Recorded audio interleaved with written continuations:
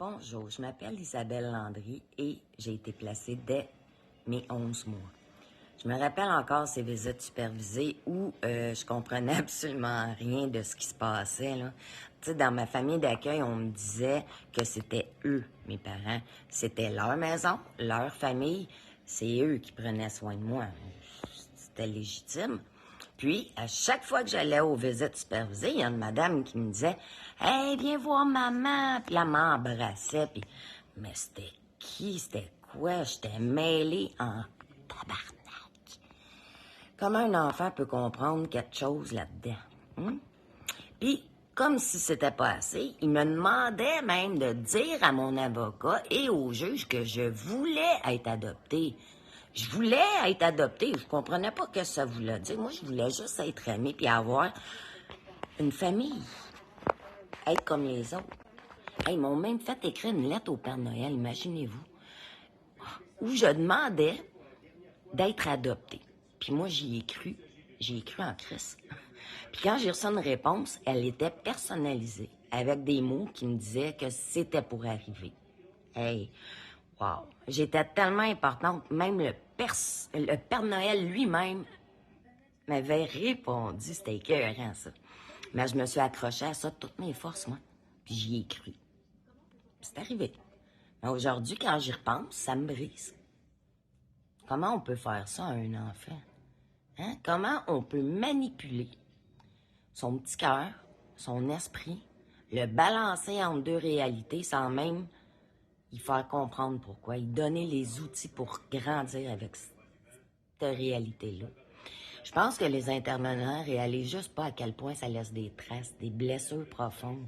Ça disparaît jamais complètement, là. Tu sais, des traumas qui s'incrustent, qui forgent la peur, l'insécurité, le doute de soi. C'est ça que ça fait.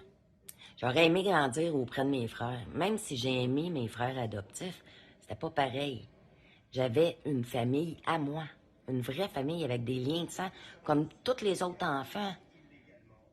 Mes frères, ils auraient dû être là pour moi. J'aurais dû partager mon enfance avec eux autres. Aujourd'hui, je connais toute ma famille biologique. Puis savez-vous quoi?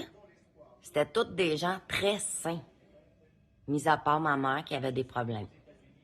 Personne ne représentait un danger pour moi. Mais non, on m'a arraché à eux quand même. On a coupé ses liens, on a fait comme si ça n'existait pas, comme si ça n'avait pas d'importance. Ça n'a aucun sens. Ça, là, ça va contre nature arracher un enfant à sa famille. C'est le faire mourir peu à peu.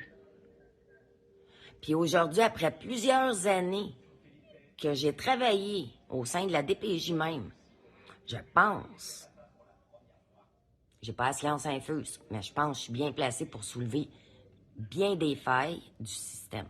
Puis ça, c'en est une majeure. Hein?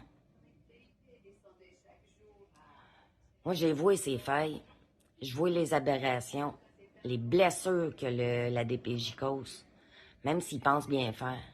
Il faut arrêter de se voiler à la face parce que c'est pas juste une question de protection, là, c'est une question de pouvoir, de contrôle d'un système qui se permet d'arracher des enfants sous prétexte d'un mieux, sans mesurer les vrais dommages collatéraux. Je pense qu'il est temps de se poser les vraies questions. Alors, j'aimerais savoir, pour ceux et celles qui, comme moi, ont été placés ou adoptés, comment avez-vous vécu ça? Quelle marque ça l'a laissé en dedans de vous? Parce que moi, je les ressens encore à 48 ans. Et je sais que je suis pas la seule. Vos voix méritent d'être entendues. Partagez votre réalité parce que c'est en brisant les silences qu'on va finir par faire voir clair au reste du monde.